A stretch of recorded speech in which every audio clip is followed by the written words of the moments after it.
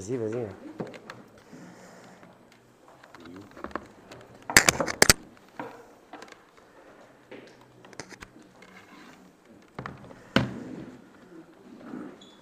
Je me prépare. Je crois qu'on a vécu un grand moment de louange. Vraiment un grand moment de louange.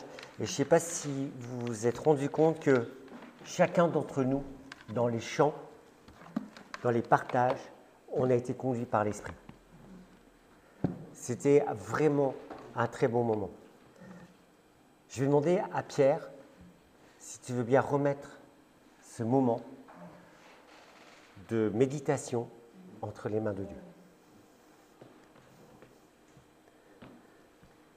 Seigneur Jésus-Christ, nous te remercions déjà pour ce temps de louange. Et nous avons pu t'honorer avec nos propres limites, Seigneur, et nous avons désiré t'honorer et te louer. Et maintenant, Seigneur, nous voulons ouvrir ta sainte parole pour qu'elle nous enseigne, qu'elle nous fasse changer. Seigneur, nous avons besoin de cette parole, de cette manne, de cette nourriture.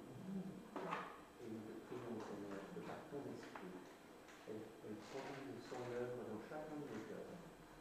Sois aussi avec Hervé dans ce temps, pour qu'il soit conduit par ton esprit lui aussi. Nous te bénissons par ange. Amen. Amen. Merci beaucoup.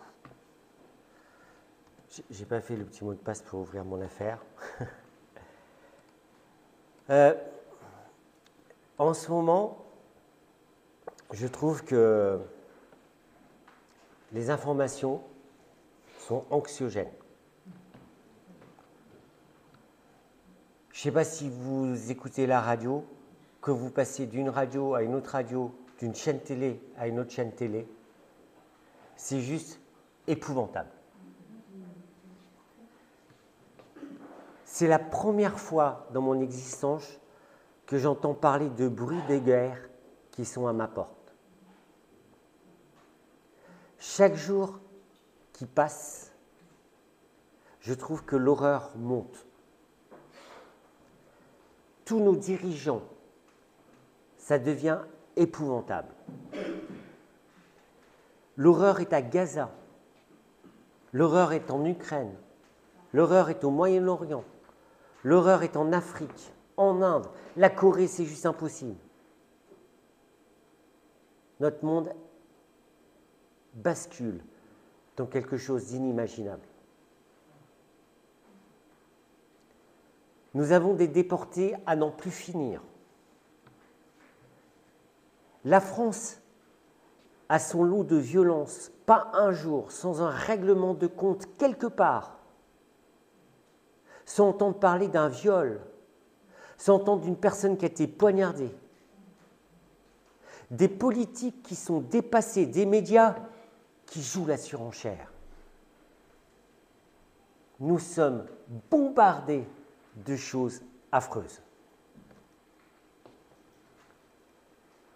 Et dans ces politiques dépassées, nous avons des oppositions et des politiques qui n'ont plus de solution, malgré tous les discours.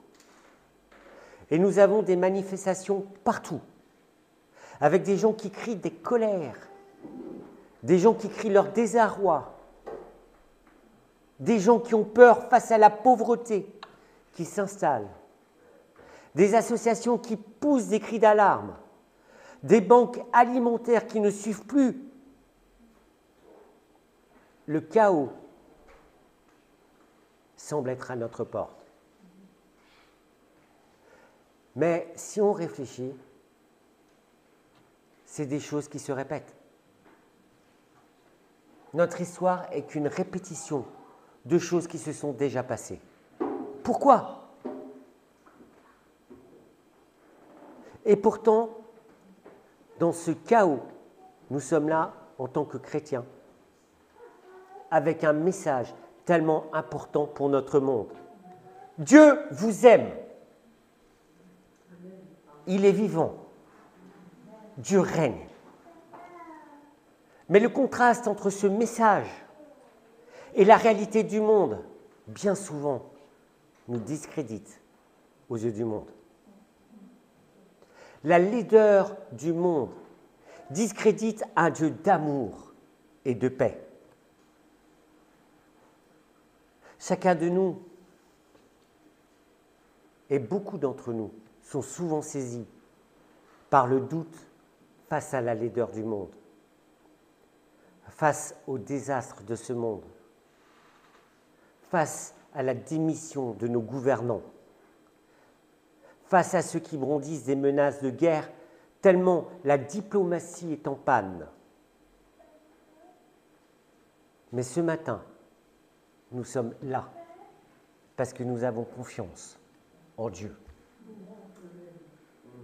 C'est pourquoi je vous propose de prendre un moment ce matin, un instant dans notre semaine, pour replacer la grandeur de Dieu au centre de nos vies.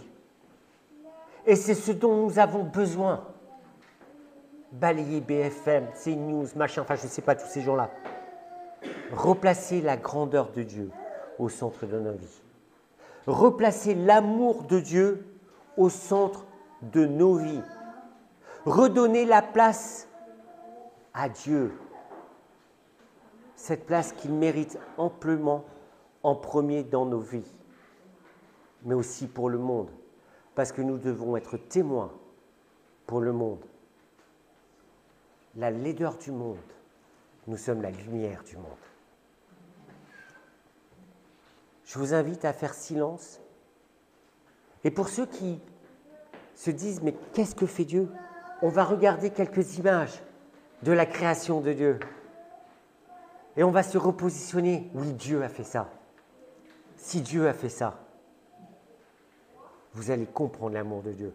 S'il te plaît,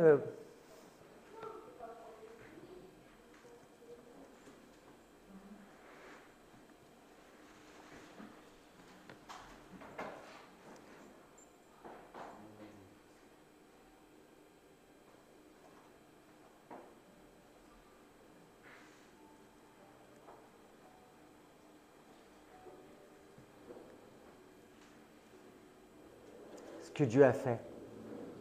Voilà ce que Dieu a fait. Rien à voir avec ce que le monde nous montre. Et quand des gens nous disent « mais où est ton Dieu ?» Mais il est là, mon Dieu. Il est là. Regardez ce que Dieu a fait. Ça me fait penser au chant, notre Dieu règne, il est saint de force, il est majestueux. Dieu est majestueux. Voilà ce que Dieu a fait. Alors, s'il vous plaît, si vous avez des doutes, arrêtez-vous un instant.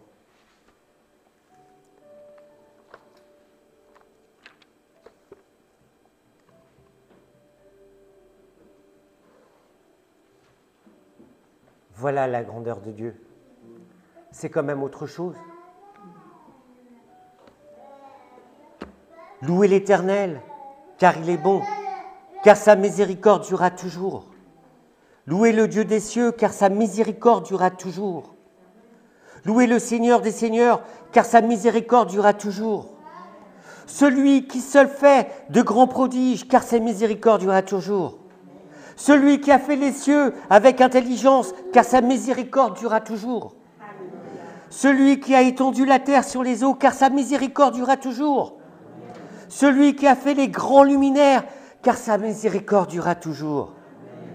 Le soleil pour présider au jour, car sa miséricorde durera toujours. La lune et les étoiles pour présider à la nuit, car sa miséricorde durera toujours.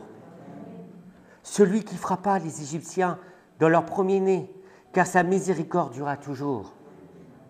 Et fit sortir Israël du milieu d'eux, car sa miséricorde durera toujours. À main forte et à bras étendus, car sa miséricorde durera toujours. Celui qui coupa en deux la mer rouge, car sa miséricorde durera toujours. Oui, l'Éternel est grand. Vous imaginez le peuple hébreu qui passe à travers la mer, qui fit passer Israël au milieu d'elle, car sa miséricorde durera toujours, et précipita Pharaon et son armée dans la mer Rouge, car sa miséricorde durera toujours. Celui qui conduisit son peuple dans le désert, car sa miséricorde durera toujours. Celui qui frappa de grands rois, car sa miséricorde durera toujours. Pour ceux qui se pensent au-dessus de tout, cette parole est certaine. Qui tua des rois puissants, car sa miséricorde durera toujours. Et pourtant, il y en a qui pensent que c'est dur ces paroles, mais on verra après. Sion, roi des Amoréens, car sa miséricorde durera toujours. Et Og, roi de Basan, car sa miséricorde durera toujours. Et donna leur pays en héritage, car sa miséricorde durera toujours. En héritage à Israël, son serviteur, car sa miséricorde durera toujours. Et ce verset est important. Celui qui se souvint de nous quand nous étions humiliés, car sa miséricorde durera toujours.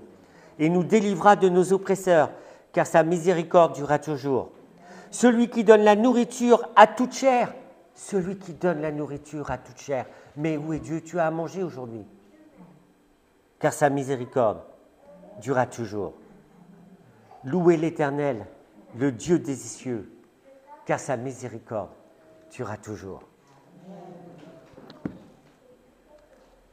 Voilà une invitation à la louange. Dieu est le seul qui fait de grandes merveilles. Il est l'artiste qui a fait le ciel, car son amour n'a pas de fin. Et souvent, on ne réalise pas que toute la beauté de la création, elle est pour lui, mais elle est aussi pour nous, en manifestation de son amour.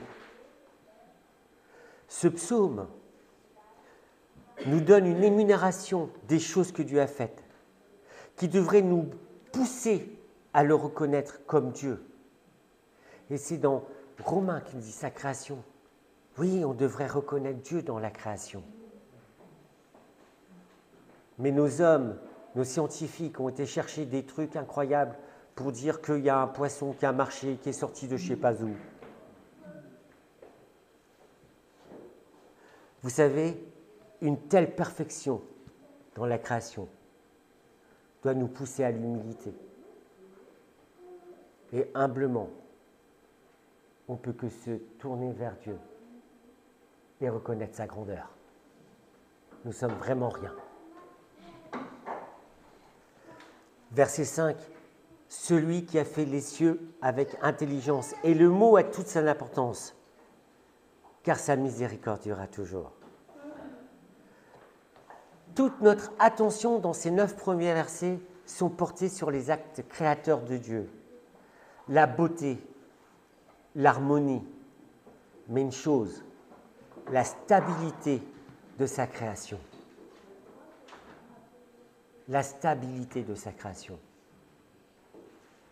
Est-ce qu'il y a quelque chose qui a bougé depuis la création du monde, mis à part quelques tremblements de terre ou des choses comme ça? Stabilité de la création de Dieu. Est-ce que vous trouvez la même stabilité dans ce que font les hommes? Je crois que quand nous sommes dans le doute, et ça peut nous arriver, parce que le doute fait partie intégrante de notre nature, nous devons aller dans ces 3 premiers versets qui expriment pleinement la personne, la grandeur, la magnificence de Dieu. Oui, Dieu, tu es grand. Le monde est bouleversé, mais Dieu est grand. Je crois que nous devons nous déconnecter du monde. Que nous devons éteindre parfois la télé, la radio, les réseaux sociaux et prendre notre Bible et lire ses promesses et nous imprégner de ses promesses. Est-ce que ce matin, quand tu t'es levé, tu t'es imprégné des promesses de Dieu?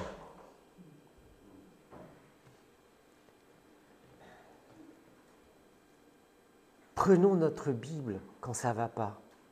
Lisons ses promesses. On peut même sortir dans la nature pour admirer sa création. Je vous assure que vous et moi, si nous faisons ça, nous trouvions des raisons pour adorer et louer Dieu devant tant de promesses et sa création parfaite. Oubliez les horreurs du monde. Ça, c'est l'homme. Ça, c'est Dieu. Louez l'Éternel, car il est bon, car sa miséricorde durera toujours.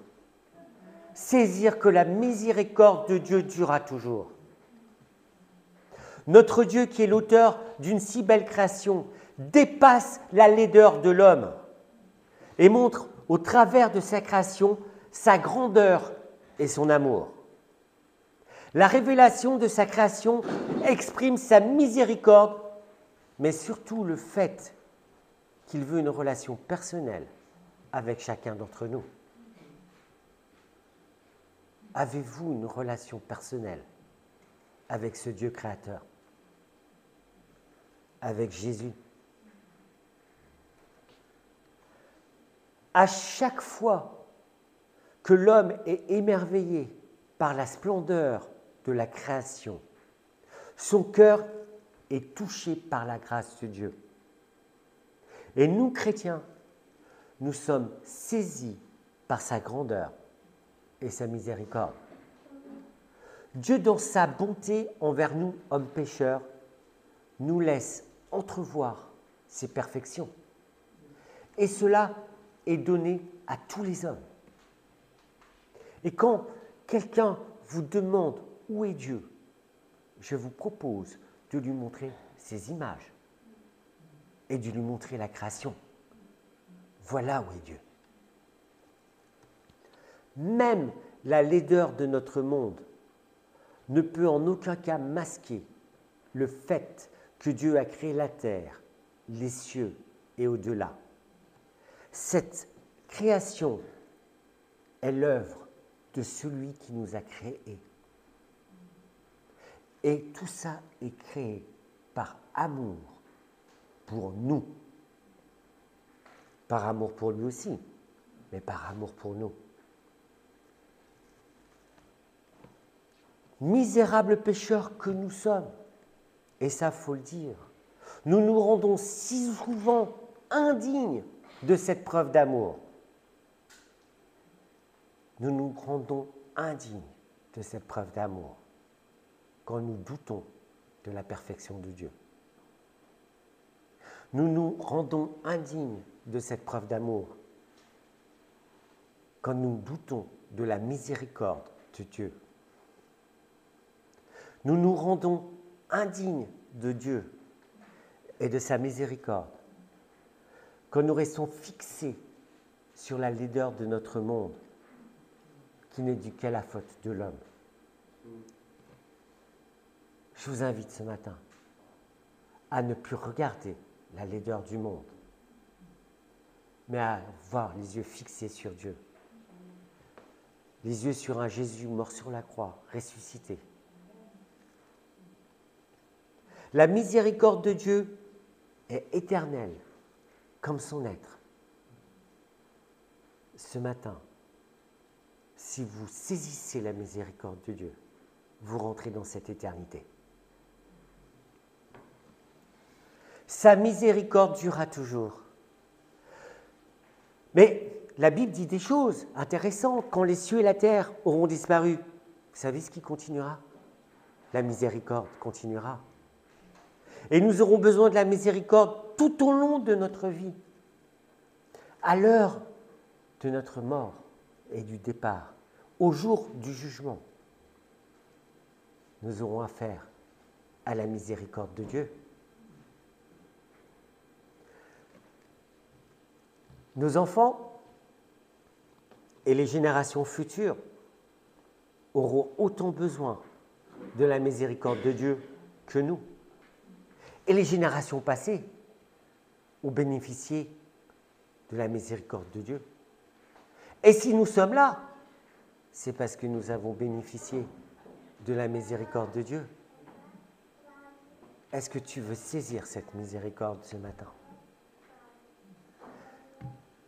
Je crois que nous devons nous tourner vers Jésus. Nous devons nous tourner vers le Seigneur le proclamer, le louer et l'adorer pour être en opposition totale avec la laideur du monde.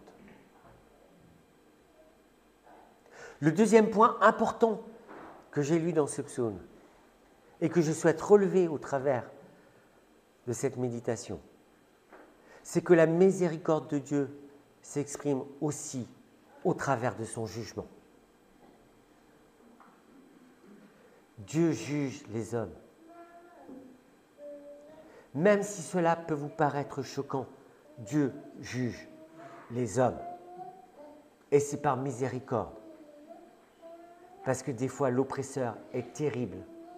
Et il faut qu'à un moment, Dieu arrête l'oppresseur pour libérer les captifs. Verset 10. Celui qui frappa les Égyptiens dans les premiers-nés. Louez Dieu pour celui qui frappa. Alors on est surpris. La miséricorde dans les jugements sur l'Égypte rend grâce à celui qui a frappé l'Égypte dans leur premier-né, car sa miséricorde durera toujours. Mais il faut s'arrêter un instant. L'oppression égyptienne des Israélites était cruelle. Ils étaient réduits en esclavage, traités avec brutalité. Est-ce que vous pensez que Dieu n'a pas usé de miséricorde envers le Pharaon? Mais si, parce que le Pharaon, il a refusé la miséricorde de Dieu. Le Pharaon refusa de libérer les Israélites après que Moïse, sous ordre de Dieu, lui demanda. Et le tout accompagné par des prodiges et des signes extraordinaires. C'est-à-dire que Dieu s'est manifesté de manière extraordinaire avec des signes, avec des prodiges. Et Pharaon a refusé.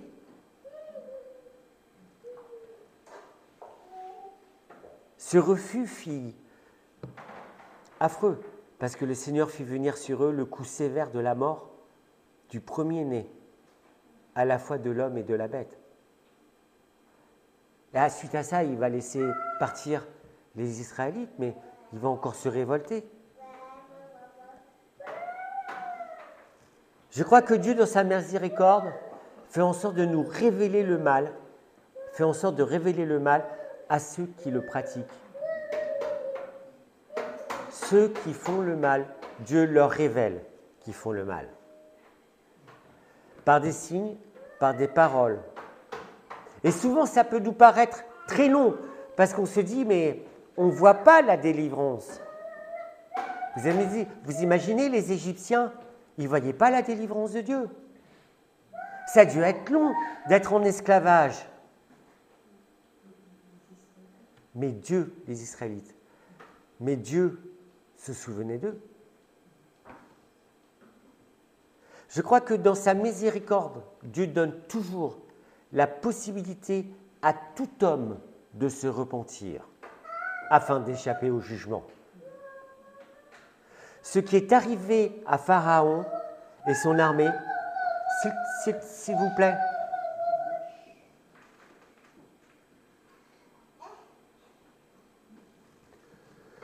Je vais reprendre, excusez-moi. Ce qui est arrivé à Pharaon et son armée nous atteste que Dieu est juste et miséricordieux. Dieu fera toujours en sorte que le droit des opprimés soit respecté. Même si ça paraît long. Et j'en connais qui pensent que ça paraît long. Il y en a qui disent, mais quand est-ce que Dieu va venir à mon secours? Et quand je suis humilié, fouetté, à monter des trucs avec des trucs incroyables, si vous avez lu cette histoire, quand est-ce que Dieu est intervenu? Mais Dieu est intervenu à un moment donné. Je dois retenir une chose, la miséricorde de Dieu est autant pour l'oppresseur que pour l'oppressé. Pharaon a eu tous les signes nécessaires pour laisser partir le peuple hébreu. La miséricorde de Dieu s'est exprimée jusqu'au bout pour Pharaon. C'est pourquoi il nous est recommandé, et ça vous le savez,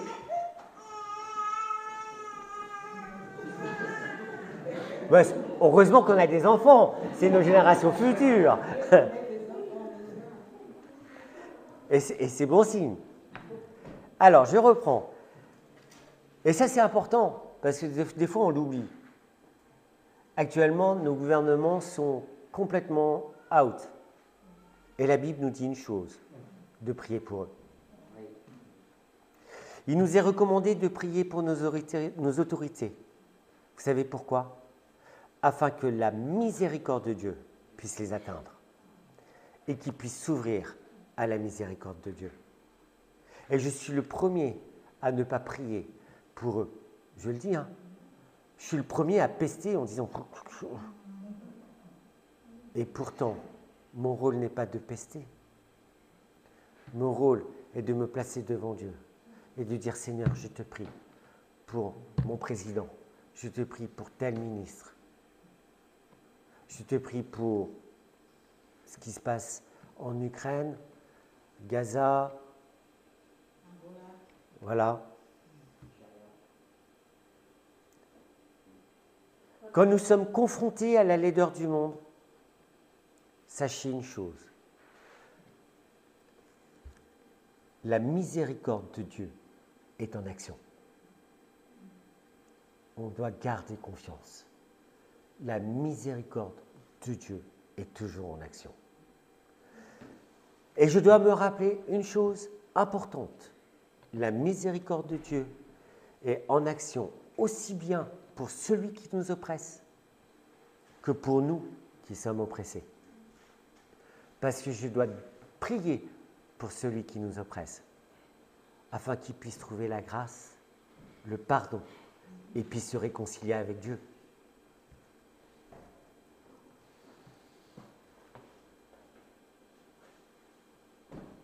Je crois que chacun de nous, nous sommes des pécheurs repentis. Et ce qu'on souhaite, c'est que tous les oppresseurs deviennent des pécheurs repentis.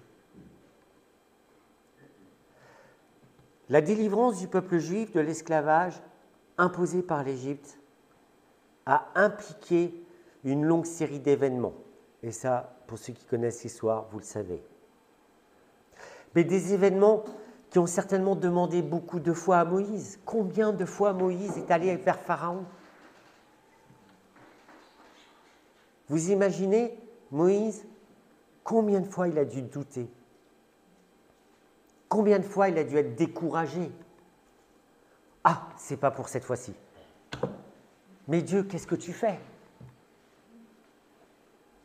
Et puis il va avec un autre prodige.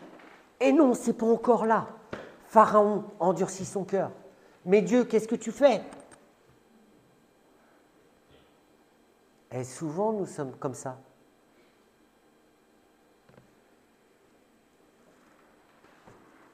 La miséricorde de Dieu, sa justice, son amour a été manifeste quand Dieu a établi la délivrance.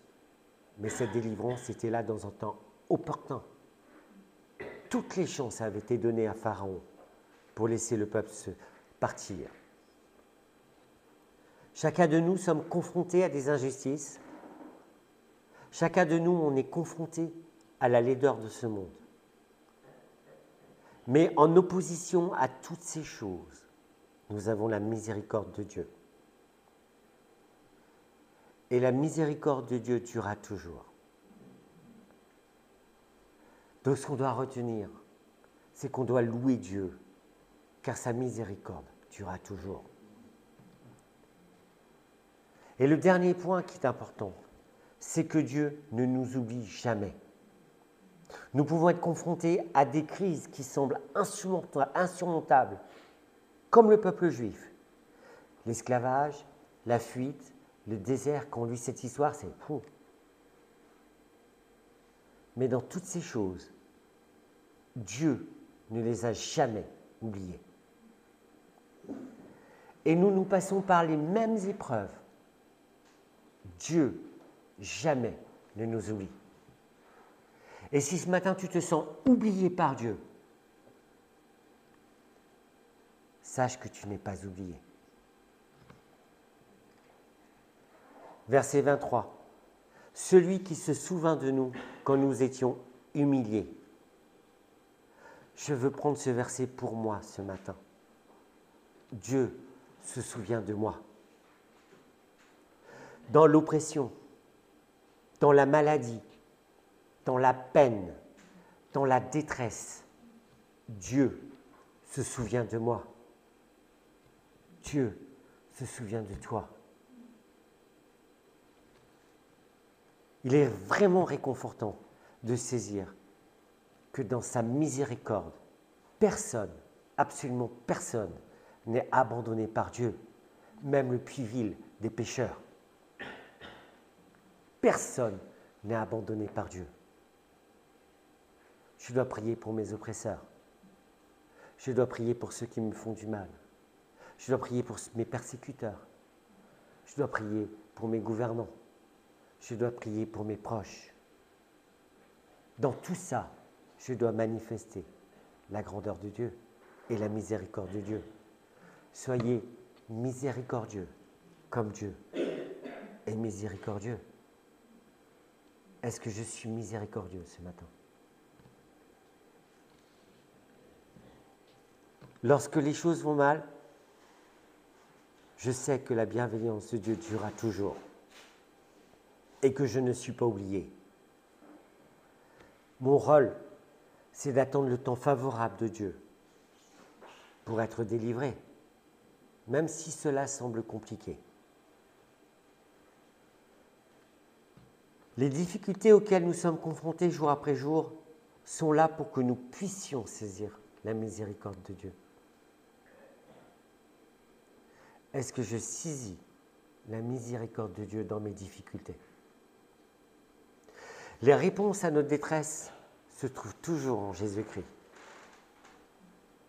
Parce que le Seigneur va soit nous délivrer de nos épreuves pénibles, soit nous donner la force d'y faire face.